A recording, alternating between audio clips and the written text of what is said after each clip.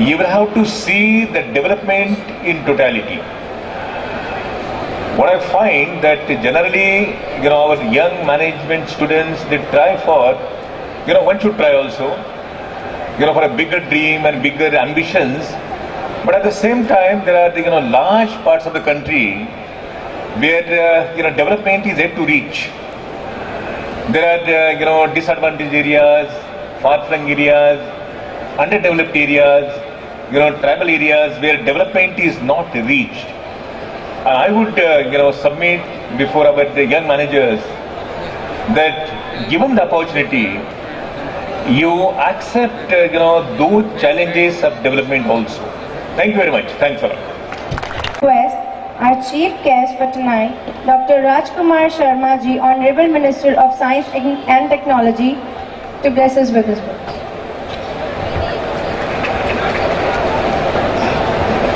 नमस्कार।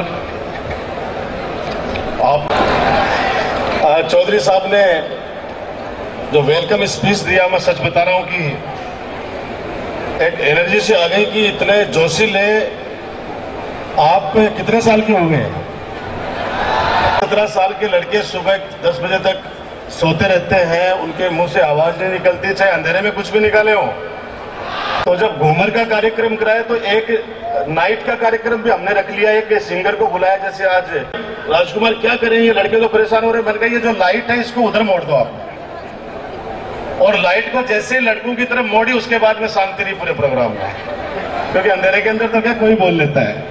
तो मैं आदरणीय चौधरी साहब के लिए मैं 4 लाइन ही कहना चाहता हूं, क्योंकि आपने मेरे लिए 8 लाइन बोली है, तो 4 लाइन से कम आपका मैं जवाब भी दूं।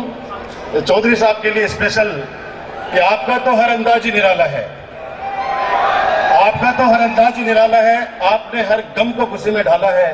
लोग जिन हादसों से डरते हैं, चौधरी साहब आपको उन्हीं हादसों ने पाला है।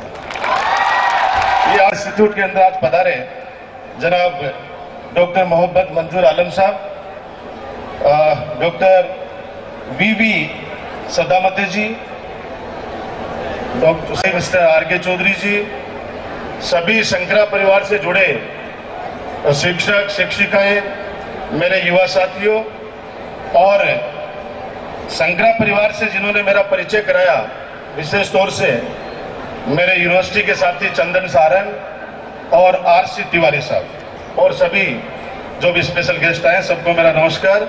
मैं क्योंकि आप लोगों ने ताली बजा के मुझे संकेत दे दिया कि मुझे कम बोलना है, इसलिए मैं कम बोलूंगा, लेकिन जो पहले मेरे वक्ताओं ने जो बात बोली है उसी को मैं बात को आगे बढ़ाता हूं। आलम साहब ने बहुत अच्छी बात कही है। आज हम पूरे हिंदुस्तान के अंदर एक आंदोलन चला, श्रीमान अन्ना हजारे जी के पक्ष के अंदर। रात भर 3-3 बजे 4-4 बजे तिरंगा लहरा रहे हैं, लड़के मोटरसाइकिल पे ले लेके तिरंगा घूम रहे हैं चारों तरफ कि हम लोग भ्रष्टाचार को समाप्त करके रहेंगे। पूरे हिंदुस्तान की मीडिया 10-15 दिन तक हमें लगा ही नहीं कि इस मुद्दे के अलावा हिंदुस्तान के अंदर कोई और भी घटना हो रही है क्या। सभी समाचार पत्रों के अंदर मीडिया एक आवाज में बोल रही थी कि भ्रष्टाचार समाप्त होना चाहिए। हम लोग किसी भी पार्टी के लीडर हो चाहिए वो नेता लोग, सब लोग एक ही आवाज में बोल रहे थे कि भ्रष्टाचार समाप्त होना चाहिए। शिक्षाविद जितने भी प्राइवेट इंस्टीट्यूट चलते हैं, गवर्नमेंट के सरकारी जो टीचर्स हैं, बच्चे हैं, वो सारे के सारे पैदल मार्च निकाल रहे थे कि भ्रष्टाचार समाप्त होना चाहिए। मेरे जो चिकित्सा विभाग में मेरे पास में, मेरे विभाग के डॉक्टर्स, नर्स, कंपाउंडर्स, वो कैंडल मार्च निकाल रहे थे रात को। मैंने पूछा आपको क्या हो गया? बोला हम लोग करप्शन के खिलाफ है, भ्रष्टाचार समाप्त होना चाहिए। व्यापारी लोग बाजार बंद करके बैठे थे, किस लिए? भ्रष्टाचार समाप्त होना चाहिए। वकील लोग कार्य का सस्पेंड करके बैठे थे कि ये करप्शन खत्म होना चाहिए। सचिवालय का बाबू, तहसील का बाबू, जिला हेडक्वार्टर का बाबू, पटवारी, ग्राम सेवक, वो सब लोग काली पट्टी बांध के काम कर रहे हैं। कि उस दौरान तो मैंने ग्राम सेवक जी से पूछ लिया कि भाई आपको क्या हो गया, आप काली पट्टी क्यों बांध के बैठे हो? बोले हम लोग चाहते हैं कि भ्रष्टाचार समाप्त होना चाहिए। हमारे इस दुनिया का कोई भी वर्ग ऐसा नहीं था जो भ्रष्टाचार के खिलाफ नहीं था। तो मेरे मन में एक सवाल उठा उस समय कि फिर भ्रष्टाचार कर कौन रहा है? जब सारे के सारे लोग कह रहे हैं कि भ्रष्टाचार समाप्त होना चाहिए, सब लोग अंगुली उठा रहे हैं नेता भ्रष्ट हैं। भ्रष्ट कहना बहुत आसान है, लेकिन मैं कहता हूं आज के इस युग के अंदर बिजनेसमैन बनना बहुत आसान है, नेता बनना बहुत मुश्किल है। नेता कौन? जो वास्तव में हमारे समाज को सही दिशा दे सके, आप लोगों को के लिए सही राह बता सके। लोगों को गुमराह करके तो कोई बन सकता है, लेकिन मैं कहता हूं आज के इस युग में जो युग आ रहा है, आज छोटे छोटे बच्चे इस बात को समझते हैं। 3 दिन पहले मेरे नवलगढ़ के अंदर साइंस डे के दौरान 3 दिवसीय वहां साइंस की एग्जीबिशन चली।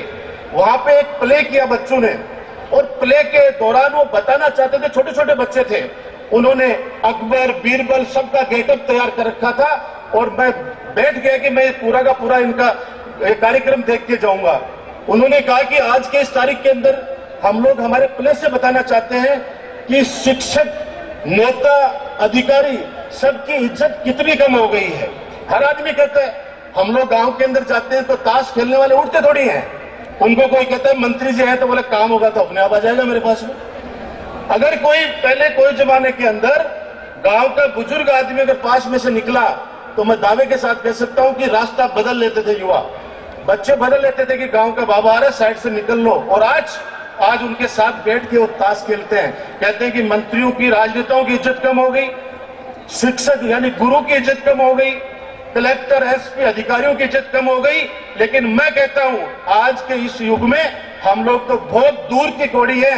जब माँ बाप की इज्जत कम हो गई तो हम लोग तो बहुत दूर की कौड़ी है। आज माँ बाप की इज्जत करना कम कर दिया। लोग माँ बाप की इज्जत नहीं करते, उनको गाइड करते हैं। कोई जमाना था जब आमने सामने नहीं बैठते थे, ये दिन हमने देखे हैं। मेरी उम्र ज्यादा नहीं है, लेकिन जिस गांव से बिलोंग करता हूं वो संस्कार हमने देखे हैं। अभी प्रवासी सम्मेलन हुआ आलम साहब, अभी प्रवासी सम्मेलन हुआ यहाँ पे। एक हमारे ये जो झुंझुनू के भाई बीच बीच में गए ना मजो आगो, एक हमारे यहाँ का डॉक्टर अमेरिका के अंदर चले गए।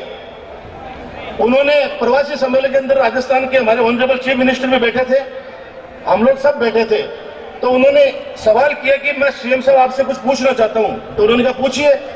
बोले हमारे अमेरिका में, वो व्यक्ति कहते हैं कि हमारे अमेरिका में बच्चों के संस्कार डालने के लिए हमने प्रेप जो होती है, शुरू में जो फर्स्ट क्लास होती है, उसके अंदर हमने किताबें शुरू कर दी हैं। हम बुक के माध्यम से, किताब के माध्यम से हमारे बच्चों को संस्कार देने के लिए हमने वहां पे कोर्सेज स्टार्ट कर दिए हैं। सीएम साहब नहीं बोले, लेकिन मेरे से नहीं रहा गया। मैं खड़ा होकर बोला कि सर मजी संस्कार इस धरती पे लिए, लेकिन पैसे कमाने के लिए आप विदेश में जाके बस रहे, और उसके बाद में आपके अमेरिका में हो सकता है कि संस्कार किताबों के माध्यम से देते हो, लेकिन हमारे हिंदुस्तान के अंदर जब बच्चा पैदा होता है तो संस्कार लेके पैदा होता है। हमारे यहाँ पे किताब से संस्कार दिलाने की आवश्यकता नहीं है। उस बात को मैं इसलिए कहना चाहता हूँ कि हम लोग संस्कारवान हैं। वहां पे 40 साल बाद में, 45 साल बाद में माँ बाप को ओल्ड एज होम के अंदर भेज दिया जाता है। हमारे यहाँ पे जितना व्यक्ति बुजुर्ग होगा, हमारे लिए ओल्ड इज गोल्ड वाला सिस्टम है। हमारे लिए जितना बुजुर्ग होगा उस व्यक्ति का हमारे घर में सम्मान होगा। मेरे युवा दोस्तों, आपसे ये बात करना चाहता हूँ, इस परंपरा को बनाए रखो, शिक्षक गुरु की परंपरा को बनाए रखो।